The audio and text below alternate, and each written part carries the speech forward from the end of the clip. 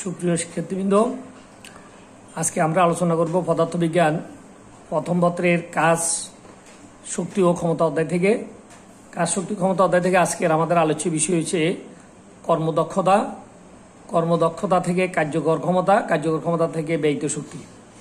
এই তিনটা ট্রফিস খুব গুরুত্বপূর্ণ এবং এই ট্রফিসগুলো থেকে ভর্তি পরীক্ষায় এবং বোর্ড পরীক্ষায় সকল জায়গায় সিকিউ প্রশ্ন হয়। আমরা প্রথমে দেখব কর্মদক্ষতা কি বা কর্মদক্ষতা কাকে বলে। আমরা জানি যে কোনো একটা ইঞ্জিনের একটা প্রদত্ত ক্ষমতা থাকে এবং ইঞ্জিন ওই প্রদত্ত ক্ষমতার কিছু অংশ কাজে রূপান্তর করতে পারে। যেটা কাজে রূপান্তর করতে পারে সেটাকে আমরা বলছি কার্যকর ক্ষমতা। তাহলে যে কোনো ইঞ্জিনের কার্যকর ক্ষমতা, প্রদত্ত ক্ষমতা, এই দুইটার অনুপাতকে আমরা নাম দিচ্ছি কর্মদক্ষতা। তাহলে কর্মদক্ষতা কি বা কাকে বলে এটার সংজ্ঞা আসতে পারে। তাহলে যে কোনো ইঞ্জিনের কার্যকর ক্ষমতা এবং প্রদত্ত ক্ষমতার অনুপাতকে কর্মদক্ষতা বলে। তো যে কোনো কর্মদক্ষতা যদি আমরা হিসাব করি, কর্মদক্ষতাকে আমরা সাধারণত ইটা দিয়ে প্রকাশ করি। ইটা সমান phi out divide by phi in. Phi out সমান হচ্ছে কার্যকর ক্ষমতা, ফি ইন হচ্ছে প্রদত্ত ক্ষমতা, যে ক্ষমতাটা ইঞ্জিনে দেওয়া থাকে। এবং এটাকে যদি আমরা শতকরায় রূপান্তর করতে চাই তাহলে 100% দিয়ে গুণ করতে হবে। এখন আমরা যে কোনো ইঞ্জিনের ফি আউট অর্থাৎ কার্যকর ক্ষমতা আমরা হিসাব করতে চাই। যে কোনো ইঞ্জিনের কার্যকর ক্ষমতা ফি আউট সমান হচ্ছে mgh ডিভাইড বাই টি। তাহলে যে কোনো ইঞ্জিন কতটুকু কাজ করে সেটা সময়ের সাথে তার কাজটা নির্ভর করে। তাহলে একক সময় সে যে পরিমাণে কাজ করে সেটা হচ্ছে মূলত তার কার্যকর ক্ষমতা। তো একক সময়ের কৃত কাজকে আমরা বলছি ডব্লিউ ডিভাইড বাই টি। আবার ডব্লিউ সমান হচ্ছে আমরা জানি mgh। এখন এই ক্ষেত্রে আমাদের এই সমীকরণটা mgh-ও আছে, mas-ও আছে। যখন আমরা ভূপৃষ্ঠ থেকে কোনো বস্তুকে উপরের দিকে উঠাবো অভিকর্ষ বলের বিপরীতে, তখন আমাদের হবে mgh। আর যখন আমরা এই ভূপৃষ্ঠের মধ্যে কোনো বস্তুকে গতিশীল রাখবে তখন আমার কৃত কাজ ডব্লিউ সমান তখন সেই ক্ষেত্রে হবে mas। তাহলে একটা হচ্ছে mas, এইটাও কাজ, আবার mgh এটাও কাজ, দুইটাই কাজ। তো কখন আমরা কাজটা করতেছি সেটা আমাদের উদ্দীপকের উপরে নির্ভর করবে আমরা কি কাজ করব বা কাজটার ধরন কিরকম। আবার আমরা জানি h/t হচ্ছে টি সময়ের, যদি আমরা বলি সে h উচ্চতায় উঠছে, একক সময় সে কত উচ্চতায় উঠছে h/t, একক সময়ের উচ্চতাকে আমরা বলছি কি ভি, অর্থাৎ একক সময়ের স্মরণ হচ্ছে ভি।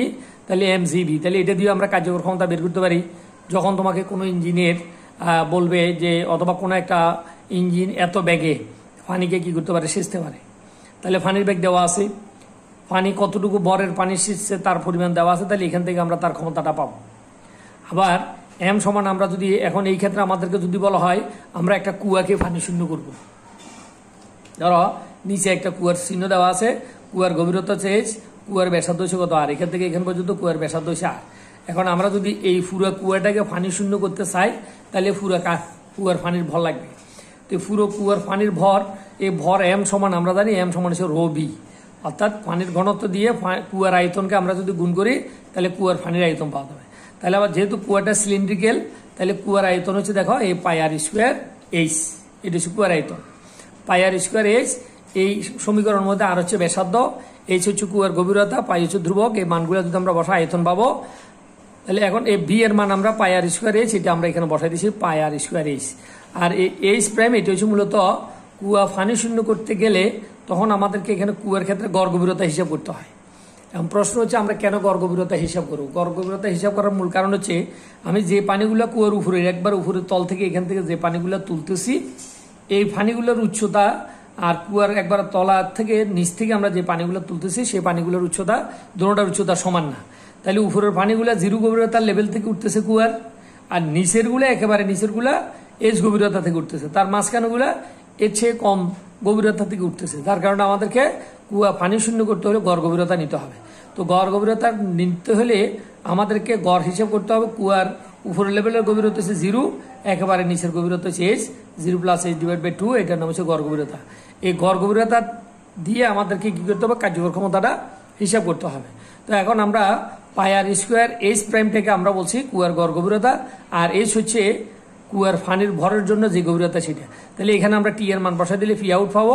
ফি আউট মানে ইঞ্জিনটা কতটুকু পরিমাণে কাজ করছে, যদি ইঞ্জিনের প্রদত্ত ক্ষমতা দেওয়া থাকে এই সমীকরণের মধ্যে আমরা মান বসাই দিয়ে ইঞ্জিনের কর্মদক্ষতা আমরা নির্ণয় করতে পারবো।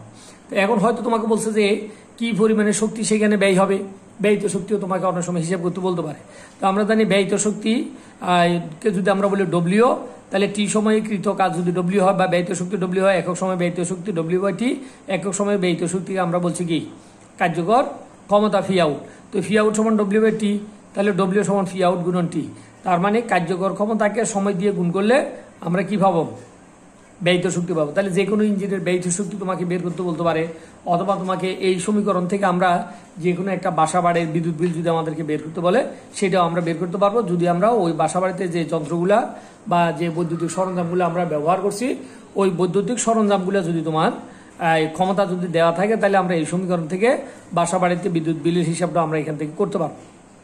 তাহলে এখানে আমাদের গুরুত্বপূর্ণ হচ্ছে এই সমীকরণটা থেকে বেশি অঙ্ক আসে, তাহলে আমাদেরকে এটুকু হচ্ছে একটা হিসাব। এখন ধরো তোমাকে পরীক্ষাতে প্রশ্নে বলতে পারে যে কুয়ার অর্ধেক পানি শূন্য করতে হবে, কুয়ার অর্ধেক পানি শূন্য করতে হবে। তাহলে অর্ধেক পানি যদি শূন্য করতে হয়, অর্ধেক পানি শূন্য করতে, অর্ধেক পানি শূন্য করতে, অর্ধেক পানি শূন্য করতে গড় গভীরতা হবে আমাদের, গড় গভীরতা। তাহলে অর্ধেক পানি শূন্য করতে যদি আমি গড় গভীরতা বের করি, গড় গভীরতা এইচ প্রাইম, এইচ প্রাইম সমান হবে এইচ বাই 4। কি জন্য? কারণ অর্ধেকের অর্ধেক হচ্ছে এইচ বাই 4, অর্থাৎ অর্ধেক এইচ বাই 2, এটাকে 2 দিয়ে ভাগ করলে এইচ বাই 4 হবে। তার মানে আমি যদি অর্ধেক পানি শূন্য করি তাহলে আমার সেই ক্ষেত্রে গড় গভীরতা হবে এইচ বাই 4। তাহলে আমাদের কিন্তু কুয়ার পানি যখন আমরা বের করব তখন সেই ক্ষেত্রে আমার ব্যবহার হবে অর্ধেক পানির ভর, যেহেতু আমি অর্ধেক পানি শূন্য করছি। আর গড় গভীরতার ক্ষেত্রে এইচ প্রাইমের মান হবে এইচ বাই 4। তাহলে এটা আমাদেরকে মনে রাখতে হবে। তাহলে পানি যখন আমরা বের করব তখন সেই ক্ষেত্রে পানির অর্ধেক ভর, তার মানে কুয়ার গভীরতা অর্ধেক, আর অর্ধেক খালি করলে গড় গভীরতা হবে এইচ বাই 4।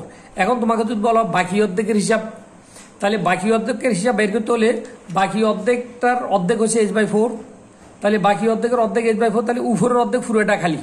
তখন সেই ক্ষেত্রে শেষ অর্ধেক যদি আমরা বলি, শেষ অর্ধেক পানি শূন্য, তাহলে শেষ অর্ধেক পানি শূন্য করতে হলে আমার গড় গভীরতা এইচ প্রাইম, তাহলে শেষ অর্ধেকের অর্ধেক হচ্ছে তোমার এইচ বাই 4, আর প্রথম অর্ধেকটা আমার কুয়াটা পানি শূন্য আগে থেকে আছে, তাহলে এই অংশটা এইচ বাই 4 এর সাথে কি করতে হবে, যোগ করে দিতে হবে। এইচ বাই 4 এর সাথে, অর্থাৎ শেষ অর্ধেকের অর্ধেক হচ্ছে এইচ বাই 4, তার সাথে প্রথম অর্ধেক যদি আমরা যোগ করে দিই, যোগ করলে তখন সেই ক্ষেত্রে আমার গড় গভীরতা, অর্থাৎ শেষ অর্ধেক পানি শূন্য করার জন্য তখন আমাদেরকে এই সমীকরণ থেকে হিসাবটা আমাদেরকে কি করতে হবে, নিতে হবে। তো এখানে আমরা ক্যালকুলেশন করলে কত পাবো, থ্রাইস এইচ বাই 4। তাহলে এইচ প্রাইমের মান হবে থ্রাইস এইচ বাই 4। তাহলে এভাবে আমরা যে কোনো কুয়ার প্রথম অর্ধেক, প্রথম 1/3, তারপরে শেষ অর্ধেক 2/3, যে কোনোটাই পরীক্ষা দিয়ে দিতে পারে। কুয়া একই রকমের থাকবে, শুধু তোমাকে এক একবার এরা এক এক রকমের তথ্য দিবে। তথ্য যত বিভিন্ন রকমের দিবে তত সব রকমের তথ্য হিসাব করার জ্ঞান তোমার থাকতে হবে। যদি তোমার থাকে তাহলে কুয়ার এখান থেকে অঙ্কে একটা প্রায় সময় আসে, তখন তুমি অঙ্কটা পারবা। ধন্যবাদ সবাইকে, খুদা হাফেজ।